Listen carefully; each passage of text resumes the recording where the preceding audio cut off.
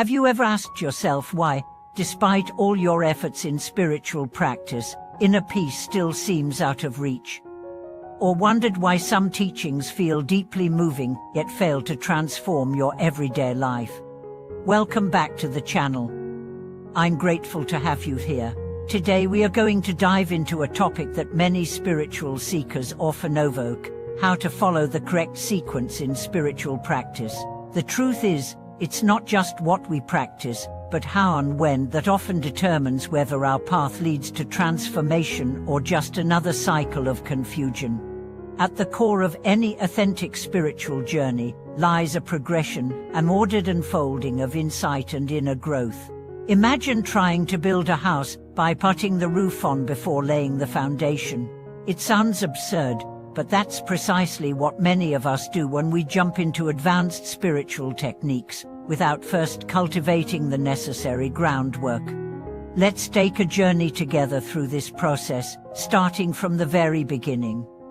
Not the beginning in terms of our age or the first time we read a spiritual book, but the beginning of sincere, dedicated, transformative practice. The first and most essential step is developing what is known as renunciation, or the aspiration to be free from suffering. It's not about hating life or avoiding responsibilities. It's about seeing through the illusions that keep us trapped. We live in a world where we are conditioned to chase pleasure, success, validation, and permanence in things that are inherently fleeting. No matter how much we try to cling to them, they slip through our fingers. So the first step is waking up to the truth that this chase only leads to exhaustion. This awakening gives birth to a sincere desire to break free from the cycle of dissatisfaction. We begin to question the scripts we've been handed about success, happiness, identity, and we start to seek something deeper. This isn't escapism. It's a kind of fierce honesty. We stop pretending that surface-level pleasures can fill the aching void inside us. Once this seed of renunciation has been planted, the next step arises naturally: compassion, but not just any compassion.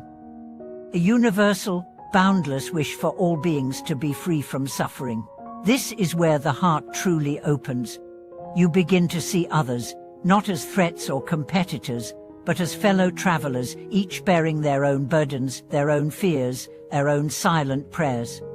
This is where the practice of the bodhicitta, or awakened heart-mind, begins. It is the desire not just to free yourself, but to attain full awakening for the benefit of all beings. This is no small commitment. It reshapes everything: your goals, your actions, your view of life itself. The bodhicitta turns your journey inward, not in isolation, but in communion with all of life. And it leads you to the third essential component of the path: wisdom, not book knowledge or intellectual cleverness, but a direct, experiential understanding of the nature of reality. This wisdom is the realization that everything we cling to, our identities, our emotions, our possessions, is in constant flux. Nothing is solid, nothing is permanent. And while that may sound destabilizing at first, it's actually liberating. It means we are not locked into any pattern, any label, any destiny. Change is possible. Freedom is possible. But now, how do we integrate these realizations into our lives? Not all at once, slowly, patiently, with consistency. We begin by observing our minds. We notice the ways we react out of fear, out of pride, out of habit. And we bring in awareness. We challenge our assumptions. We sit with discomfort rather than escaping it. We practice generosity, not just with money or time, but with attention, with forgiveness, with love. We simplify, we detach, we make room for silence, for reflection, for the slow blooming of insight. But there's more. There's the practical, on-the-ground work of transforming our behaviors, our speech, our choices, our intentions. In spiritual traditions, these are often called the ethical trainings. They're not restrictions meant to limit you, they're disciplines that protect and empower your deeper work. When you speak truthfully, when you avoid harming others, when you live with integrity, your mind becomes more peaceful. And from that peace, clarity arises.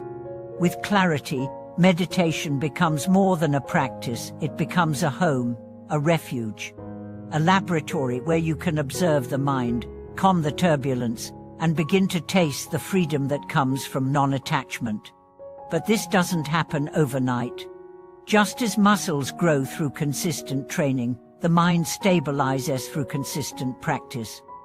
Some days it will feel effortless, other days it will feel like a storm. But each session counts, each breath is a thread in the fabric of awakening. There will be times when you feel lost, when doubts flood in, when the path seems too long, too steep. These moments are not signs of failure, they are part of the path. They test your commitment, they deepen your humility. They strip away the ego's illusions and bring you face to face with your truest self. And it is in these very moments when you feel weakest that the deepest growth often occurs. This is why the guidance of authentic teachers and the support of a spiritual community can be so vital. They remind you of your intention when you forget. They hold a mirror to your progress. They inspire you with their example. And perhaps most importantly, they show you that you're not alone.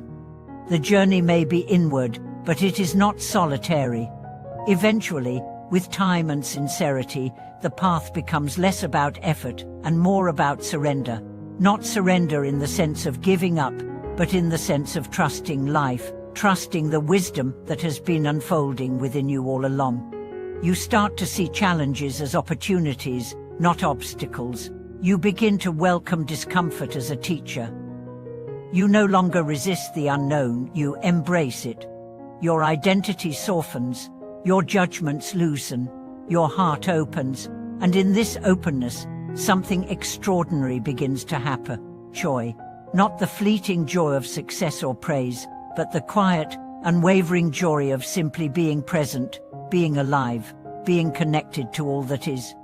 This is the fruit of spiritual progression. Not escape, not perfection, but presence, compassion, wisdom, and an unshakable peace that no circumstance can touch.